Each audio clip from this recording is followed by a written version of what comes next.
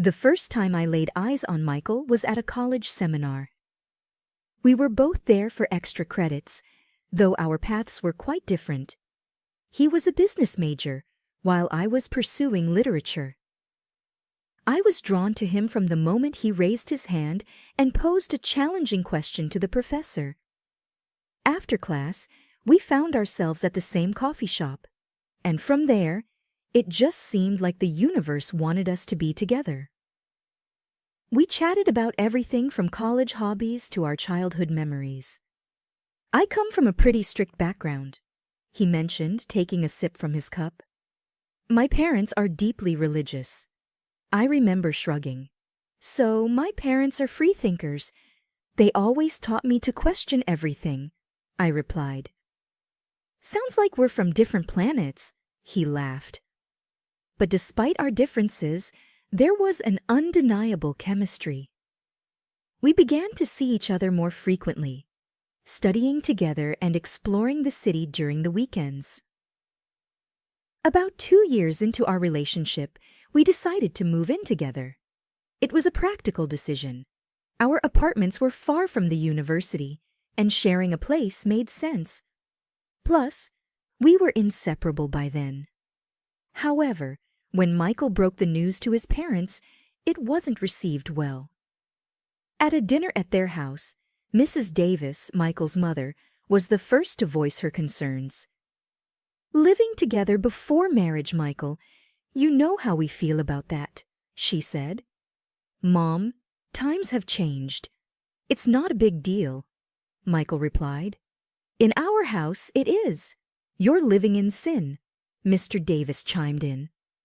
The evening ended on a somber note, but Michael and I were firm in our decision. We found a cozy apartment close to campus and moved in. Days turned into weeks, weeks into months, and our bond grew stronger. But the strain with his parents was always in the background, like an old radio playing a sad tune. One evening, as we were settling into our new life, there was a knock on the door. It was Mrs. Davis, holding a pie. "I thought I'd come by and see how you two are doing," she said, looking around with a critical eye. "We're doing great, Mrs. Davis," I replied, trying to be cordial. She sat down, placing the pie on the table. "This is all temporary, right? You'll get married soon," she said. Michael cleared his throat. "We haven't decided that yet, Mom."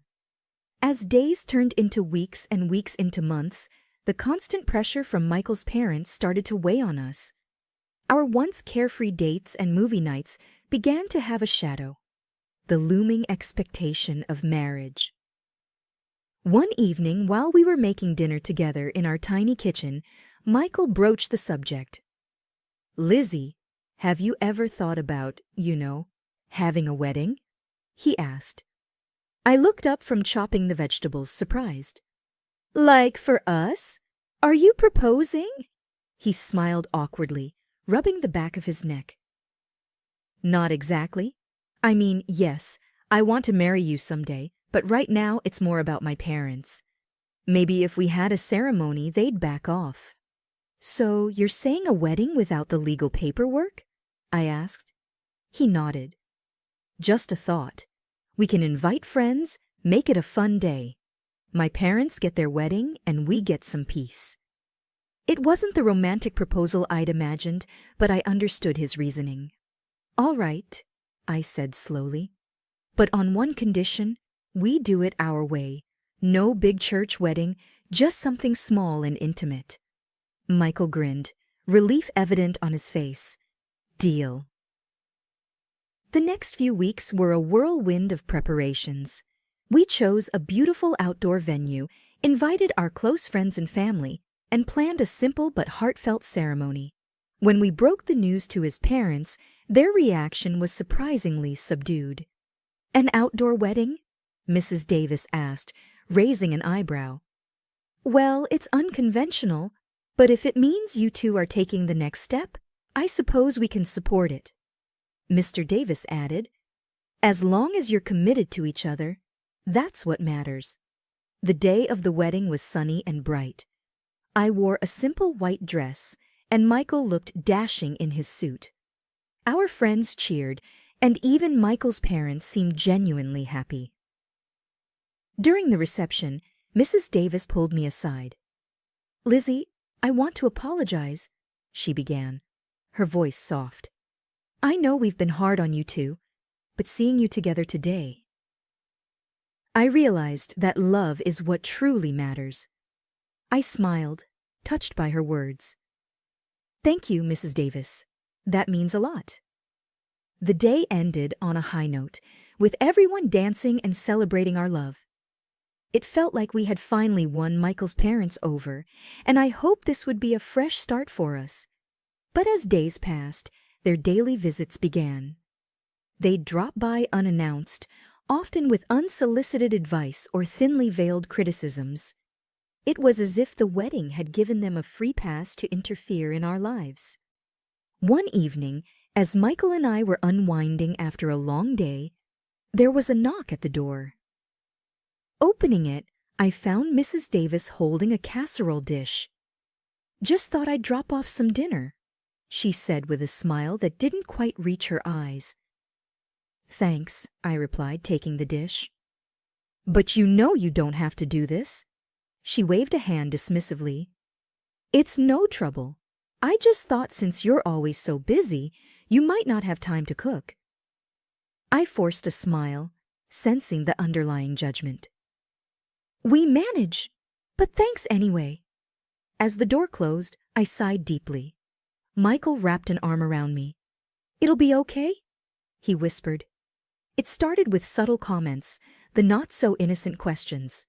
"Why is the house so messy?"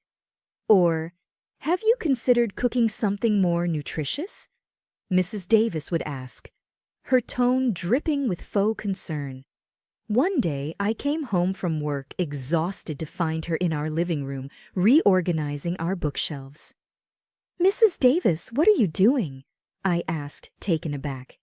She looked up as if it was the most natural thing in the world. "Just thought I'd help tidy up a bit. These shelves looked so cluttered." Michael entered from the kitchen, holding 2 cups of tea. "Mom's just helping out, Lizzie," he said, trying to play mediator. I took a deep breath, my patience waning. "This is our home, Michael. We didn't ask for help." Mrs. Davis pursed her lips, her eyes watering. "I'm just trying to be helpful after all. Now we're family." Days like these became more frequent. They'd pop by without notice, giving advice we never asked for, criticizing decisions we'd made together as a couple. It was clear they no longer saw boundaries. One evening, after a particularly trying visit from his parents, Mikkel and I sat down for a heart-to-heart. "Mikkel, this has to stop," I began, my voice trembling with frustration. "I can't live like this, feeling like I'm constantly being judged in my own home." He ran his fingers through his hair, looking equally stressed. "I know, Lizzie. It's just, they're my parents. I don't know how to tell them to back off without hurting their feelings."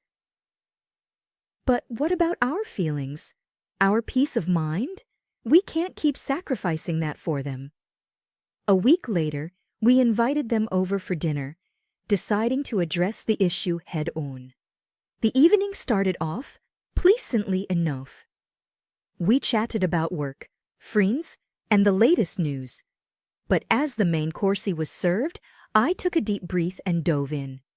"Mrs. Davis, Mr. Davies, we invited you over because there's something we need to discuss," I began, trying to keep my voice steady.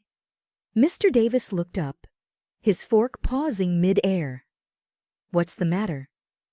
"It's about the frequent visits and, well, the constant input on our lives," I continued. Mrs. Davis looked taken aback. "We're just trying to help." Michael took over. "Mom, Dad, we appreciate that you care, but it's becoming overwhelming. We need some space to live our lives, make our mistakes, and grow together." Tears formed in Mrs. Davis's eyes. "After all we've done for you, this is how you repay us?" Mr. Davis added, his voice stern. "We're just looking out for you. It seems Lizzie here doesn't appreciate family," Mrs. Davis said. Her tone hurt. I felt a pang of guilt, but stood my ground. It's not about appreciation. It's about respect. Respect in our boundaries and our choices. The room grew silent, the tension palpable. Mrs. Davis dabbed at her eyes with a napkin, her shoulders shaking. "We just wanted to be part of your lives. I never thought it had come to this." Michael looked torn, his loyalty divided, but he held firm. "Mom, we love you, but this is our life. We need you to understand that." The evening ended with Mrs. Davis in tears, Mr. Davis looking disappointed, and an unspoken agreement that things had to change. As they left, I felt a mix of relief and dread, wondering what the future held for our relationships. Days after the confrontation, the house felt unusually quiet. The constant visits had stopped, but the silence was both a relief and a curse. Every time the doorbell rang or there was a knock, my heart would race, expecting it to be Michael's parents, but it never was. One evening, as Michael and I sat on our couch, he broached the topic. "Lizzie, do you think we were too harsh? I mean, they're my parents. Maybe we overreacted." I took his hand, feeling its warmth. "Michael, it's not about being harsh. It's about setting boundaries. We did what we had to do." He sighed deeply. "I know. It's just hard. I never imagined being in this situation with them." As days turned into weeks, we began to feel the weight of our decision. There were no more surprise visits, but there were also no calls or messages. It was as if we had cut ties completely. During this period, I often found solace in browsing property listings online. One day, as I was scrolling through, a beautiful house in a neighboring town caught my eye. It had a large garden, a spacious living area, and most importantly, it was far away from our current life. "Michael, come look at this," I called out. He joined me, peering at the screen. "Wow, it's beautiful. But why are you looking at houses?" I hesitated, choosing my words carefully. "I was thinking maybe it's time for a fresh start. Somewhere new where we can create our own memories, away from all this drama." He looked surprised. "You mean move? Leave everything behind?" I nodded. "It's drastic, I know. But maybe it's what we need." We discussed it at length, weighing the pros and cons. The idea of starting anew was enticing, but also terrifying. Yet the more we talked, the more it felt right. A few weeks later, we visited the house. It was even more beautiful in person, and the neighborhood seemed perfect. After much consideration, I decided to use the money I had inherited from my grandmother to buy it. The day we signed the papers, I felt a mix of emotions: excitement for the new beginning, but also sadness for what we were leaving behind. The move went smoothly, and soon we were settling into our new home. It felt like a dream. The peace and quiet were just what we needed. One evening, as we were enjoying a quiet dinner in our new dining room, Michael said, "Lizzie, I think this was the best decision we ever made." I smiled, feeling content. I think so too. The first few months in our new home were like a dream. The mornings were quiet, filled with the chirping of birds, and the evenings brought a calm, tranquil energy.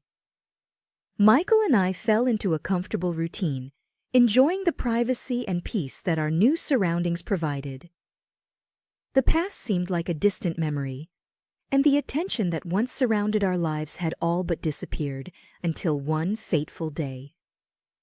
I was in the kitchen preparing dinner when the doorbell rang. Michael went to answer it. I heard murmurs and then a familiar voice. My heart sank. It was Mrs. Davis. I walked to the entrance, my face revealing my shock. There they were, Mrs. and Mr. Davis, suitcases in tow, standing at our doorstep. "Mom? Dad? What are you doing here?" Michael asked, his voice filled with surprise. Mrs. Davis smiled a bit too sweetly. "We missed you, dear, and we thought, why not pay a visit?" I tried to keep my composure. "It's unexpected," Mr. Davis chimed in. "We just wanted to see where our son is living now. Is that so wrong?" Michael seemed torn. "Of course not, but a heads up would have been nice." Mrs. Davis looked around, her eyes scanning our home. "Oh, what a lovely place you have here. Much nicer than the old one." I bristled but said nothing. The visit turned into a stay.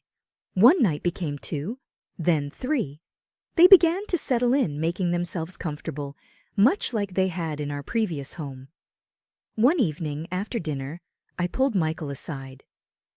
"Michael, we can't go down this road again. We moved to escape this." He sighed. "I know, Lizzie, but they're my parents. I can't just throw them out." "Then what? Let them take over our lives again?" Mrs. Davis, who seemed to have overheard our conversation, walked over, her eyes welling up with tears. "Is that how you feel, Michael? That we're a burden?" Michael looked helplessly at me, then back at his mother. "Mom, it's not like that. We just wish you had told us you were coming." She sniffled. "We just wanted to be close to our son, but it seems we're not welcome here either." I had a sinking feeling when I heard Michael's parents mention they'd made a decision about their living situation. The two of us had recently been discussing the matter privately, hoping to find a delicate way to address the issue. Now it seemed the matter was going to be thrust into the open. "Lizzie, Michael," Mr. Davis began, "we have some news." Michael shifted in his seat, already sensing what was coming. "Go on," he prompted. Mrs. Davis, trying to sound cheerful, said, "We've sold our house. We realize there's no need for it when we have such a lovely family home here with you two." My eyes widened in shock. "You did what?" "We wanted to be closer to you both," Mr. Davis explained, looking earnest. Mrs. Davis looked hurt. "We are family. Why wouldn't you want us here?" I took a deep breath and said what I'd wanted to say for a long time. "This house, it's mine. It's not owned jointly by Michael and me. It's in my name only." I retrieved a file from the study, showing them the ownership documents.